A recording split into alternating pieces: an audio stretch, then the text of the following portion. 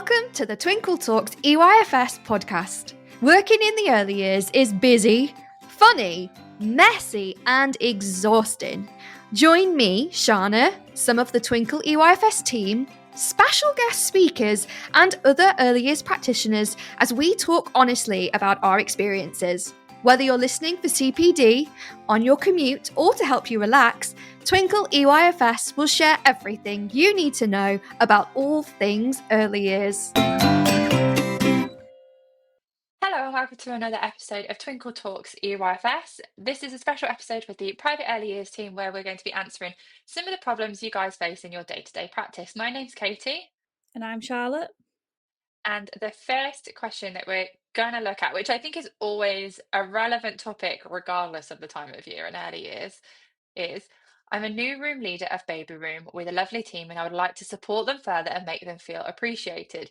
What sort of things can I implement within my room to help with this? So, Charlotte, you were a room leader yourself. So, what are some of the things that you did to support your staff and keep morale as high as you can? I know it sounds really, really like an easy thing to do, but sort of constantly telling them like that they are doing a good job.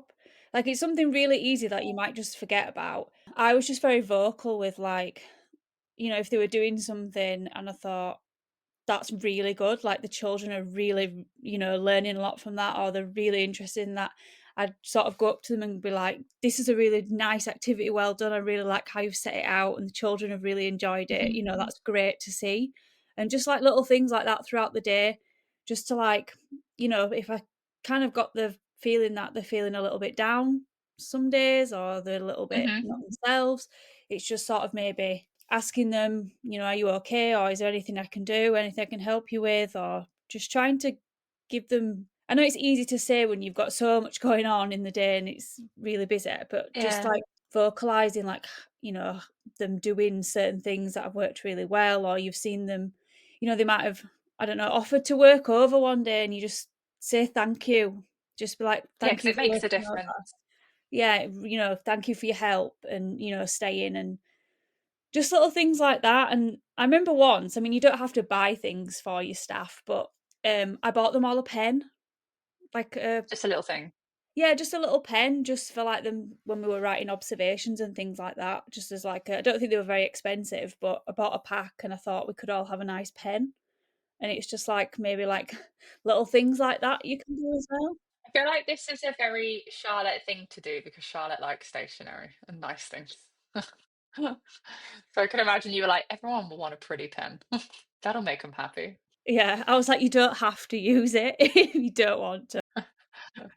Were you leaning over and being like, excuse me, where's your pretty pen? And that one's quite boring and ugly. What are you doing?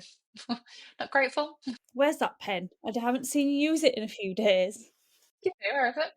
What I liked that you said is being specific with saying thank you as well. Because like as someone just leaves for the day, just saying thanks for today, like that's fine, but it's a bit offhandish and there's not a lot of thought in it.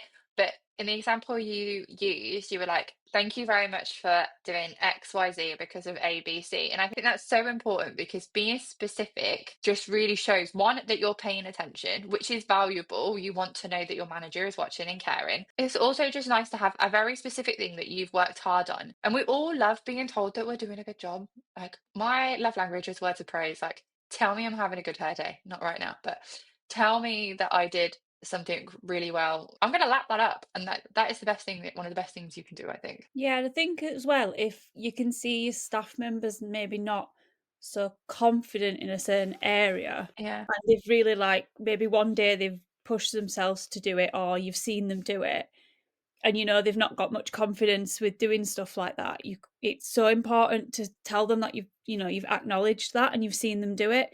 Like certain things they might not be that comfortable with, maybe talking to parents straight away, or if they're new or anything like that, and you might see them go up to parents and talk to them and do a really good job, and it's just been like, oh, I saw you doing handover and I just want to say you did a really good job. I liked how you explained what the children have been doing today and the learning that was involved, and I think that you smashed it, well done. And I think when you start to do that with the team you have in your room regularly, that will actually start to go around your team themselves. So they'll start saying well done to each other, or like, I really liked what you did there. So as the room leader, you are responsible for creating that positive environment. So if you're constantly saying thank you for doing this or well done for doing that, the others in your room will start doing it naturally for each other, and it will just become a more and more positive place.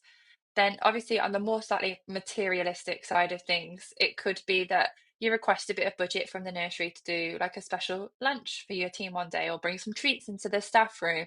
You could have a thank you ball. You could do sort of like a random acts of kindness week where you like do a kindness surprise for each other. We've said this before in podcast episodes. The most important thing that you can do is you have to create that positive environment, and just put in a post-it note on a wall saying blah blah did a great job at this isn't necessarily the difference between a poor and a great environment for your staff. Is actually you creating space and a relationship with them where they feel comfortable with any changes that happen, so that they feel comfortable talking to you about them, asking questions. They feel confident that their ideas are being heard. It's like fostering an environment where you actually work really well as a team creates a positive environment, because you feel heard, you feel listened to, you feel like you're contributing, you feel like a valued member of the team. And when you feel those things, you'll do more, and you'll go above and beyond the bare minimum of the day to day. All of those things are great, but they're what I think they should come after creating a sound environment for everyone. Does that make sense? Yeah, definitely. Because I think is it like the ethos they call it? Like Hmm. the feeling in the room, obviously, is so important because the children pick up on it as well. And I do think if you've got a good team that works well together and communicates and knows what each other's good at and stuff like that, it benefits the children massively. And you can see it in the children's, like how you can see it out in how the children like behave and act as well. And I just think Hmm. that helps too. So the next question is, how do you manage staff and child lunches within your setting? Oh, this is such a controversial one because there are so many different ways to do it. I mean, ideally, I mean, the best way to do it would be to have spare staff, right? Somehow you've got spare staff that's either because someone's not because someone's sick, you don't want someone to be sick, but there's not many reasons you have spare staff in a nursery. So you've just got a spare member of staff floating around. You have like a nursery assistant, or you have lunch staff that can come in and specifically cover you for those ratios. That's the ideal.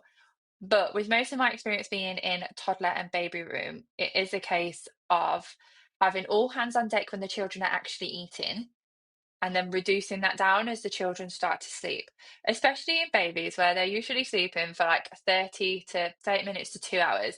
It is quite easy to space out the lunches when they are sort of a year oldish, because they're all starting to synchronize up their schedules. But I do appreciate that that gets a little bit harder with toddlers when you have some that are sleeping and some that aren't sleeping. So it's being clever around sleepers, especially if that member of staff is still in the building. So if they need to, they can be called upon if you have some extras waking up. But there was an Ofsted blog that I read, and I think it might have been released last year, and they say that that is absolutely fine to do, is that like people can go on their lunch while their children are sleeping, as long as you're there for the awake children. And that's what we've always done in my settings. What about for yours, Charlotte? Yeah, I mean, because I worked in preschool, it's a little bit easy. Well, not easier, but they don't sleep, do they? So it's we Definitely are, harder in that respect. yeah. I mean, sometimes I did look through the window in toddlers and it'd be like mayhem, and I'd be like, I do kind of feel like I'm in the easier room right now. And then you look through half an hour and all the kids are lying down, and you'd be like, oh, man, I Yeah, wish I was in there.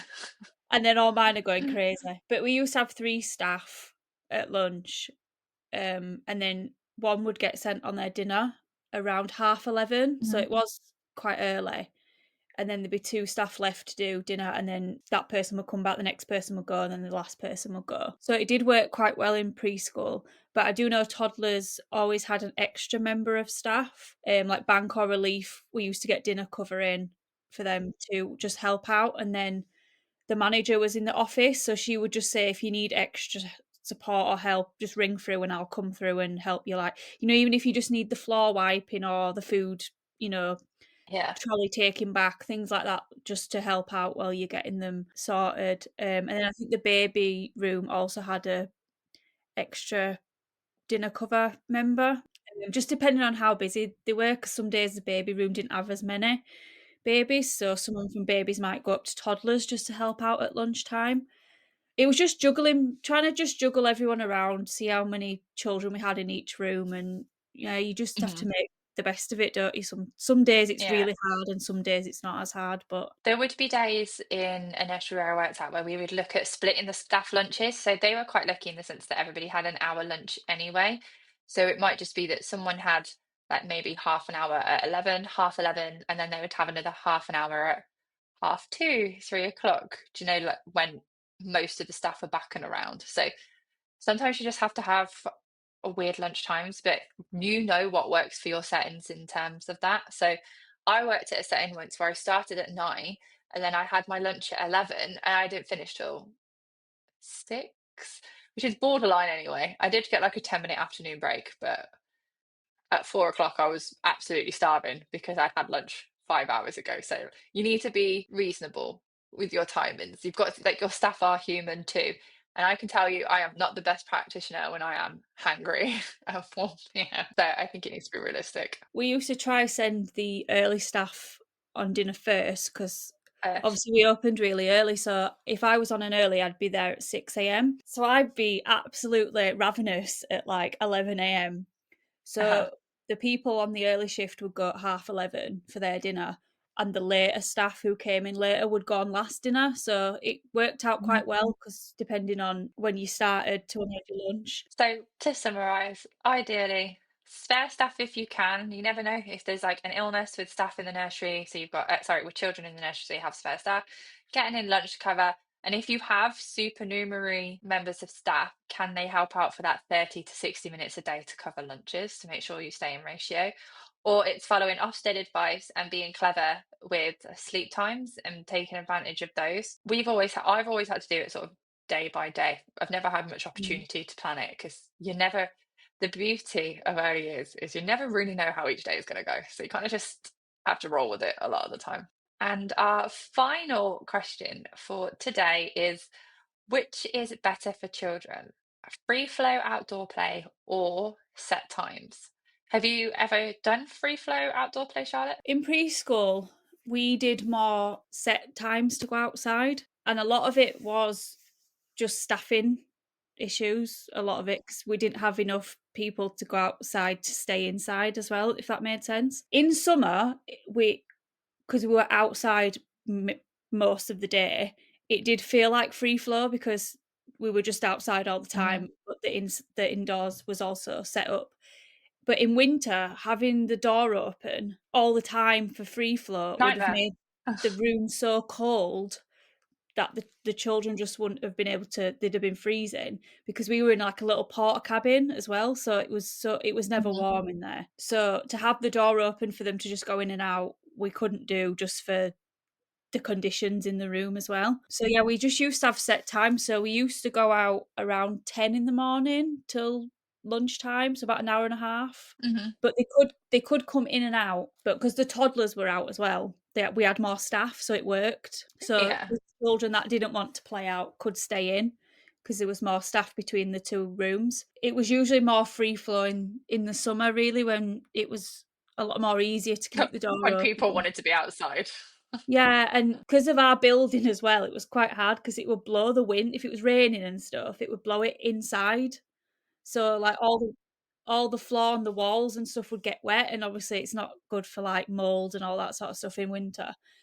So it is hard to get them out all the time, but we tried as much as possible to get them out when we could. So when it comes to free flow, I have done free flow outdoor play before, and it is just mainly having certain staff stationed on each area throughout like the room slash outdoors. So, but then you had to make sure that staff had the confidence and initiative to maybe be looking outside. If you're a member of staff based inside and you're like, actually, I've only got 3 children in here, but there's 2 members of staff, you need someone who's going to be able to take the initiative to be like, okay, I'll go outside for a little bit. And once I've noticed 2 or 3 children come inside, I'll see if whoever's left in here needs support and we'll juggle it as it comes in. But you need to have staff that are confident making those decisions, or you need to have a leader who is on it and noticing those things to direct people. But it's definitely trickier when you are doing free flow during like in the different seasons. Because let's face it, in spring, now we're just coming up to the period where we're going to have like showers all the time, and it's going to be, you're really then, if children are coming in and out, you need to be prepared to have someone who's literally just like helping children take their wellies off, helping children put their wet play clothes on. And like that is going to that could potentially become a full-time job for someone if they're in and out. But I'm also not against set times, because you have to be realistic and look at what works for your setting. So 90% of the settings I worked in have done set times because they have one outdoor play area. And actually, is it safe to have free flow for babies at the same time you're having free flow for preschool, who are going to be completely mobile? So they're charging around, running around, playing games, throwing toys with these babies who are maybe just learning to be mobile or are immobile at this point. They're just lying down. And like, is that the safest situation to be putting everyone in? Could you combine them and then do set times for free flow? Do you know what I mean? So preschool have free flow between like 12 and 4. That's a really big window. Pretend I said a smaller window, but you know what I mean? So I think you just have to look at what works for you and your setting. Some people, set times isn't going to, free flow outdoor play might not work because you might have really reluctant staff to go outside, in which case obviously that takes extra training and CPD for you to show the benefits. But it really is just what works for you. Yeah, definitely. We used to have under 2s and over 2s playground, outdoor area. So the babies would go out We're safe.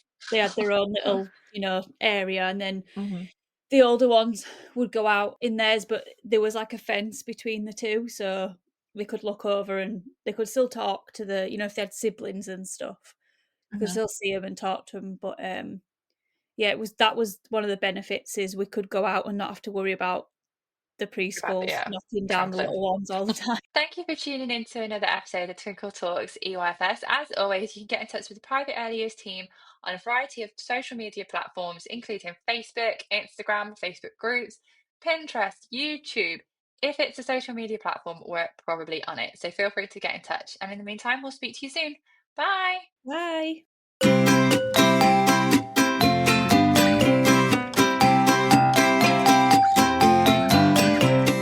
So that's it for today's episode. I hope you really enjoyed it.